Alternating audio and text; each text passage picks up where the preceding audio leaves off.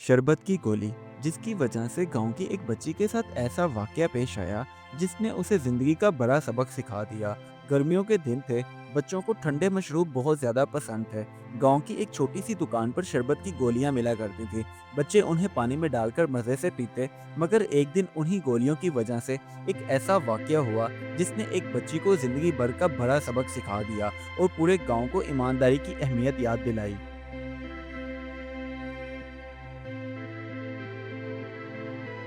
जैसे ही गांव में बाहर का मौसम शुरू हुआ, तो आहिस्ता आहिस्ता धूप की तपिश बढ़ने लगी। सूरज की किरणें तेज होने लगी, जिसकी वजह से गांव में गर्मी की शिद्दत का एहसास मजीद बढ़ता गया और गांव के लोगों को अपनी जिंदगी में मुश्किलात का सामना करना पड़ने लगा।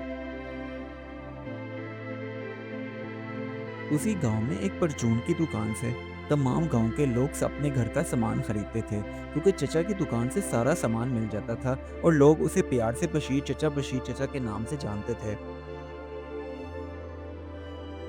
गर्मियों की शिद्दत जूं-जूं बढ़ रही थी, तो बशीर चचा की दुकान पर एक नई चीज़ मुतारिफ कराई गई, जिसे शरबत की गोलियों का नाम दिया गया। वो छोटी-छोटी रंग-बिरंगी गोलियां होती थी और उन्हें पानी में शामिल करके बड़े मज़े-मज़े के शरबत बन जाते थे। शरबत की ये रंग-बिरंगी गोलियां जब से बच्चों के हाथ लगी, तो मानो उनकी तो ईद हो गई हो। अब वो रोज़ाना उस चचा की दुकान पर आते और आकर अपने-अपने मर्ज़ी के रंग की गोलियां खरीद लेते। घर जाकर उसी का शरबत बनाते और गर्मी दूर भगाते। उसी गांव में एक 10 साला बच्ची जिसका नाम सारा था, वो भी वहीं रहती थी। लेकिन आज उसे पता चला था, जब उसके आस पड़ोस के सभी बच्चे चचा बशीर की दुकान से रंग बिरंगी शरबत की गोलियां खरीद रहे थे। अब सारा भी चाहती थी कि वो शरबत की गोली खरीदे, लेकिन उसके पास पैसे मौजूद नहीं थे। वो अपने खाली हाथों को देखने लगी और सोच रही थी कि अगर ये मुझे पहले पता चलता, तो आज का जेब खर्च मैं किसी और चीज़ पर ना खर्च करती, बल्कि उसी से ही शरबत की गोली खरीद लेती। कुछ देर के बाद वो दोबारा बशीर चचा की दुकान पर आई और गोलियों को हसरत भरी नजरों से देख रही थी। उधर चचा बशीर दूसरे ग्राहकों के साथ मसरूफ थे और इधर इसकी नजरों में अजीब सी बातें चल रही थी।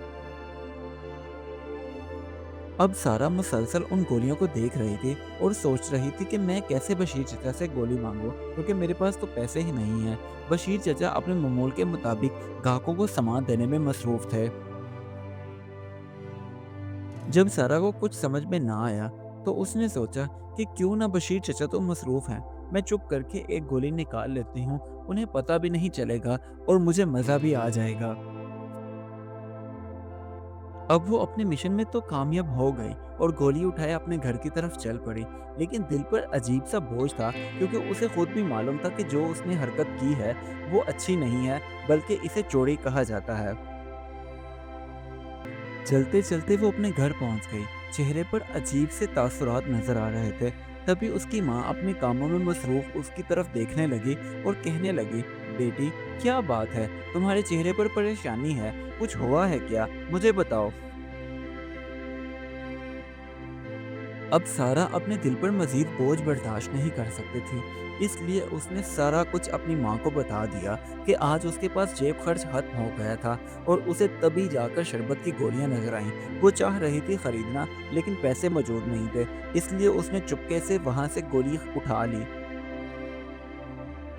अब सारा की माँ ने उसे डांट डपट करने की बजाय अपने पास बिठाया और प्यार से समझाने लगी, देखो बेटी, ये जो हरकत तुमने की है, इसे चोरी कहते हैं और जो लोग चोरी करते हैं उनकी माशरे में कोई इज्जत नहीं होती। लेकिन अच्छी बात यह है कि तुमने अपनी गलती मान ली और यही सबसे बड़ी बहादुरी है।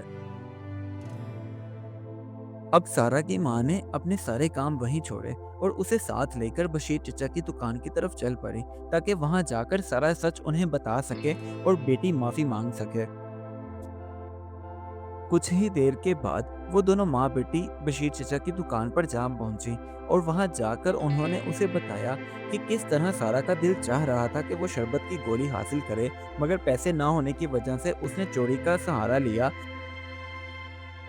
सारा के माफ़ी मांगने पर बशीर चचा मुस्कुराने लगे और उन्होंने कहा, कोई बात नहीं बेटा, सबसे बड़ी बात यह है कि तुमने अपनी गलती तस्लीम की और मुझे आकर सारा सच बता दिया, इसलिए मुझे अब कोई मलाल नहीं, मैं तुमसे खुश हूँ।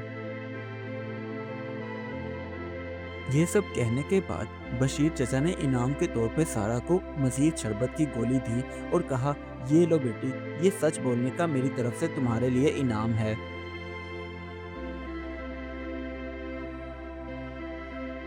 आज सारा को बहुत अच्छे से समझ आ गया कि ईमानदारी ही सबसे बड़ी खूबी है और चोरी चकारी बहुत बुरी आदत है, और जो लोग ये काम करते हैं उनकी माशरे में कोई इज्जत नहीं। इस कहानी से हमें ये सबक मिलता है कि गलती हो जाए तो उसे मान लेना चाहिए, क्योंकि ईमानदारी इंसान को इज्जत देती है और सच बोलने वाला हमेशा लोगों के दिल जीत लेता है।